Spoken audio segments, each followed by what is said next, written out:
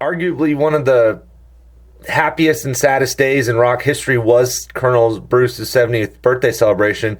Yeah. In a positive way, leading up to the inevitable of what happened, but the day leading up to that, what do you remember most from that, and did you take away from that experience of spending that time with him that day?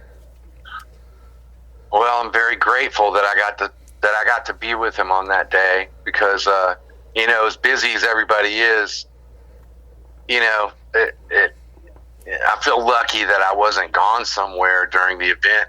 I'm glad I didn't miss it. I'm still struggling with it. I know that I'd heard him say more than once, that that's the way he wanted to go, but when it happened, it's still hard for me to view it in a positive light just because I don't want him to be gone, and I don't want him to go away. I want him to be with me forever, but I am grateful that he was able to be surrounded by those that loved him the most, and for it to happen at the Fox Theater. That's the pinnacle of Atlanta, and Atlanta is his town. And the fact that he was surrounded by those that loved him, and he had a sold out audience at the Fox Theater, man, that part of it makes me happy. I just, as a rock journalist, I've just never, it was as jarring as it was glorious, Yeah, it's all those things mixed into one, just like he was. You know, he's like, because he could be the most. Like he could be hard on you. Like when you work for him and you're in his band, and he can test you. But he can also be, the sweetest, most considerate, caring, loving person ever, so and that night was like that. It was like it was bitter, but it was sweet too. I interviewed Jeff Sipe recently, and he had said that he was the leader of the tribe, and now he's gone. Yeah, man. Jeff's got a great way of putting it into words, and so does O'Teal, and so does Jeff Mosier. They're better with words than I am. I'm still reeling from it. We all are. I still just want to pick up the phone and call him. I have so much I want to ask him. But, he left us all so much, and I'll be grateful to him, forever. He I don't know what I'd be doing if it weren't for him. And I wish I could have.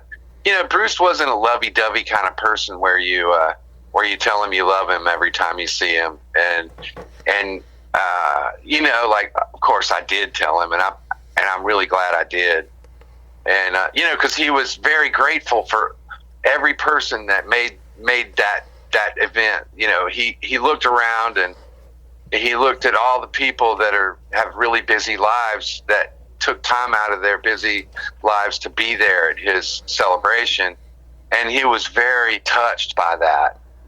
And I said, man, and he thanked me for being there. And I said, are you kidding me? I said, man, I wouldn't have missed this for anything in the world. I said, because you know how much we love you, don't you? Or something like that. And of course that made him kind of uncomfortable.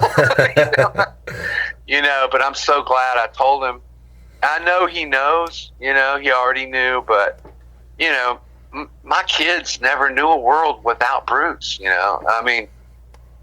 for them, it's not like it was, like I met Bruce when I was, 26, so I had a lot of life before I met him, but my kids have known him before they could walk. Yeah. So, they've never known a world without Bruce, and I know it wasn't easy for them to see what happened. What did he teach you about?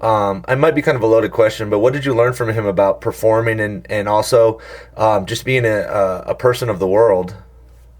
Man, it's so deep.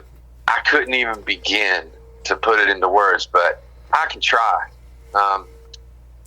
Well, I mean, one thing he was real big on is playing yourself, and it's not like you can just say, okay, I'm going to get out of the way now and I'm going to play myself.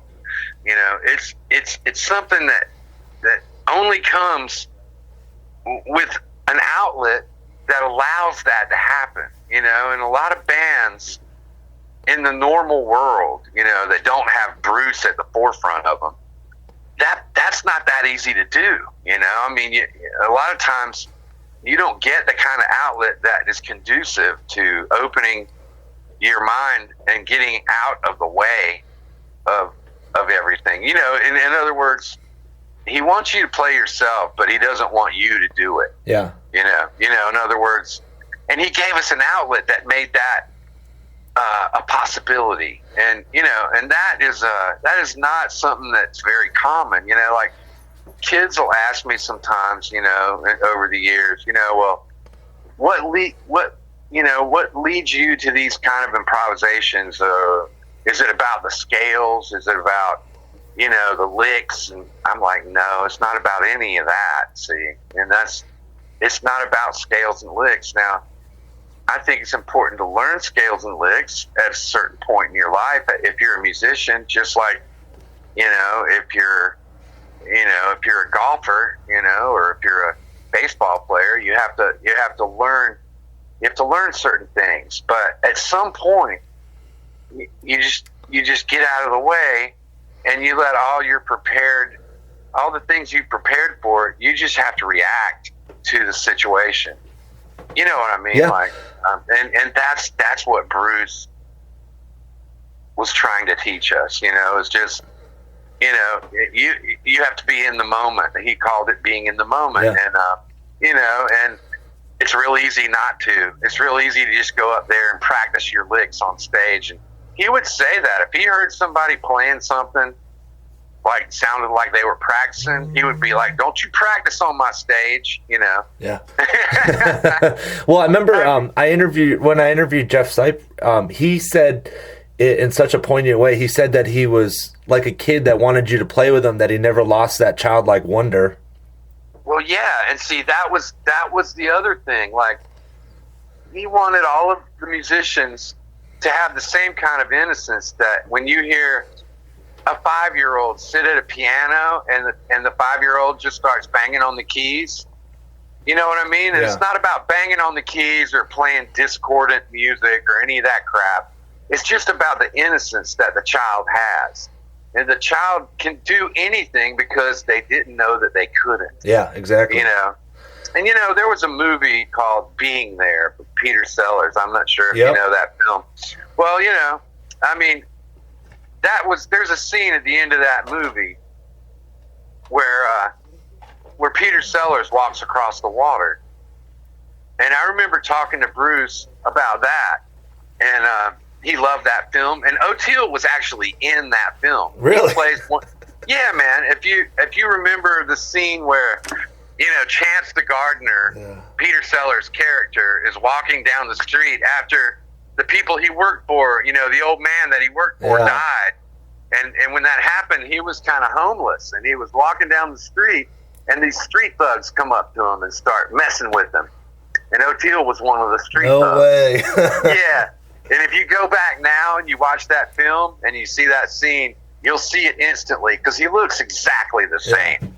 He doesn't look different than he did then. He still looks exactly the same. Anyway, there's a scene where he walks across the water at the end of the film. And I was talking to Bruce about, you know, what that meant. And he said, well, he walks across the water because he didn't know that he couldn't. Yeah. And I was like, oh, well, see, that's what Bruce loves about the innocence of a child sitting down at a piano, you know, and he wanted his musicians to have that quality. Yeah. And, you know, dude, I can't do that. I mean, you know, that, and Bruce could see that. See, it's so deep. No, I know.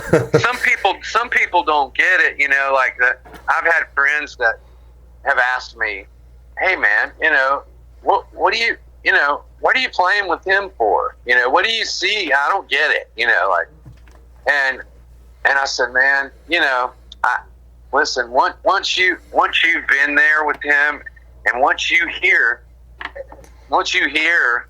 him, you know, once you hear it, you can't go back. I mean, you're going to be a Z-man for the rest of your life. Yeah. And you're going to, you know, and it's kind of like, you know, Sun Ra, you know, yeah. I mean, I don't know if you know about John Gilmore. John Gilmore was his main tenor saxophone player in Sun Ra's orchestra.